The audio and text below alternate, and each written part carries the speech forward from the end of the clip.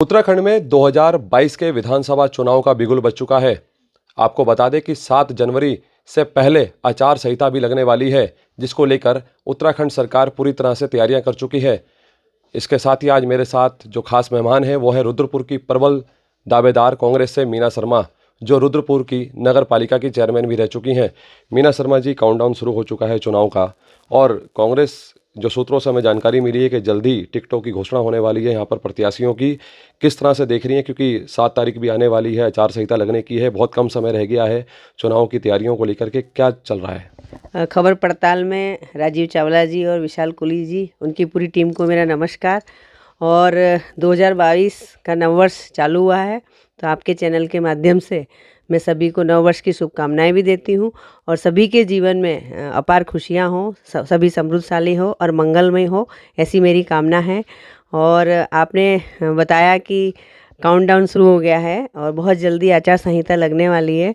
सभी पार्टियां अपने अपने वहाँ पर, उनके वहाँ मीटिंगों का दौर चल रहा है। कांग्रेस पार्टी का भी स्क्रीनिंग कमेटी दिल्ली से अभी उत्तराखंड में आई थी, और लगातार उन्होंने मीटिंग करके लोगों से सुझाव मांगे और यहाँ पर खोजबीन की है।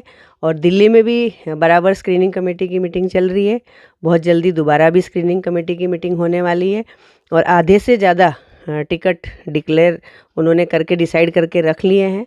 बहुत जल्दी पहली लिस्ट जारी होगी और फिर बाकी की सेकंड लिस्ट भी जारी होने वाली है। मीना शर्मा जी, क्या चैलेंज मानती हैं? 2 बार ये सीट कांग्रेस को हार का सामना करना पड़ा, बीजेपी की खाते में गई है, कितना बड़ा चैलेंज है? और पार्टी अगर टिकट दे आपको तो क्यों दे?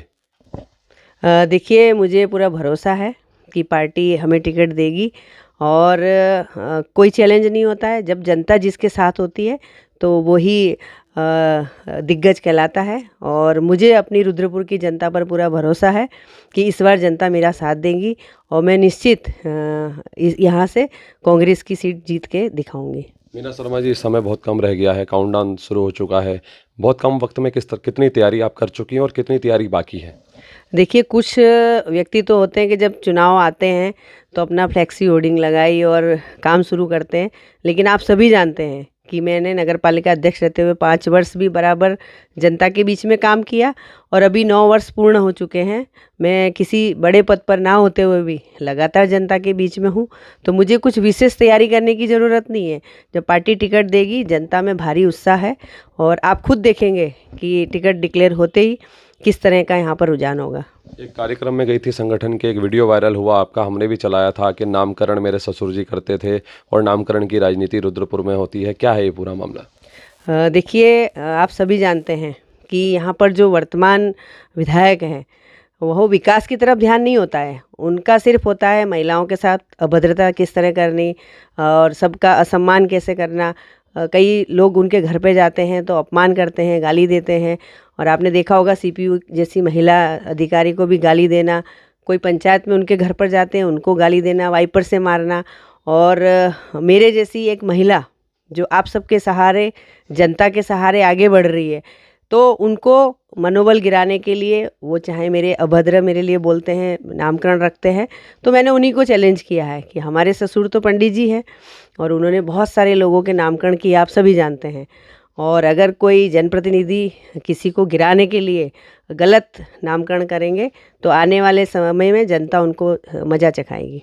मीना शर्मा जी, जिस तरह से बीजेपी कहती है कि कांग्रेस मुसलमानों की पार्टी है, मुस्लिम पार्टी है, और जिस दौरान अनिल शर्मा जो आपके पति हैं वो चुनाव भी लड़े थे सभासद का, विपक्ष कहता है कि वो पार्षद तो जीत नहीं पाए और मीना शर्मा विधायक बनने का सपना देख रही है। और उस दौरान भी घर घर, क्योंकि मैं भी आदर्श कॉलोनी में रहता हूँ जिस वार्ड में आप रहती हैं, मेरे घर भी एक टोपी लगे हुए कुछ फोटोग्राफ्स आप लोगों के घर घर बांटे गए थे। क्या षड्यंत्र था वो, और क्या मानती हैं आप इसको? देखिए, कांग्रेस पार्टी सभी जाति धर्म समाज को साथ लेके चलती है, तो कांग्रेस पार्टी के जो भी नेतृत्व या नेता लोग होते हैं उनकी एक जिम्मेदारी होती है कि हर एक के त्योहारों में सुख दुख में जाएं। और रही बात जो दुष्प्रचार करते हैं, तो इनका तो काम ही है दुष्प्रचार करना, क्योंकि वो विकास के नाम पे तो जीत नहीं सकते। शहर में 10 साल में कोई बड़ी योजना लाए हो तो बताएं, तो उनको तो दुष्प्रचार से ही जीतना है। उनका कहना है कि विकास करना होता तो तिलकराज बहड़ जीतते, मुझे तो दुष्प्रचार करके जीतना है।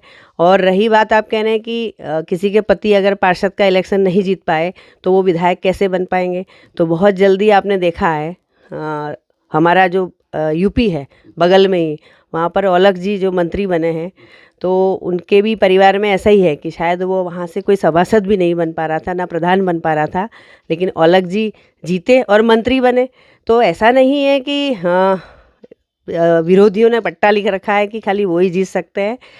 करवट भाग्य कभी करवट ले सकता है और जनता किसके साथ है वो कभी भी बन सकता है। मीना शर्मा जी, आपके अलावा और भी कई दावेदार हैं, टिकट आपको मिलता है, बाकी लोग नाराज होंगे, नाराजों को कैसे मनाएंगी आप? देखिए, हमारी पार्टी में कई लोगों ने दावेदारी की है। उसमें हमारे भाई संदीप चीमा जी भी है, अरुण पांडे जी भी है, सीपी शर्मा जी भी है, सुरेश गौरी जी भी है, मोहन खेड़ा जी भी हैं, परिमल राय जी भी है। लेकिन आपने देखा होगा कि हमारे यहाँ ऐसा कोई अंतर्कलह नहीं है। सब एक साथ कहीं ना कहीं कार्यक्रमों में शामिल होते हैं और सब ने ये प्रण किया है कि जिसको भी टिकट मिलेगा सब मिलजुल कर लड़ाएंगे। और मुझे मिला तो मुझे उम्मीद है कि चाहे संदीप चीमा जी हो, पांडे जी हो, जितने भी हमारे दावेदार हैं, सब पार्टी को लड़ाएंगे, क्योंकि इस समय जनता कांग्रेस की तरफ देख रही है उम्मीद से, और हमें जनता की उम्मीदों पर खरा उतरना है। तो इसलिए हमें कांग्रेस को यहाँ से मजबूती से जिताना है। तो ये थी हमारे साथ मीना शर्मा, जिनका साफ तौर पर कहना है कि जनता का प्यार और भरोसा मेरे साथ है, इसलिए रुद्रपुर की सीट पर मैं कांग्रेस का परचम लहराऊंगी। कैमरामैन विशाल के साथ मैं राजीव चावला, खबर पड़ताल रुद्रपुर।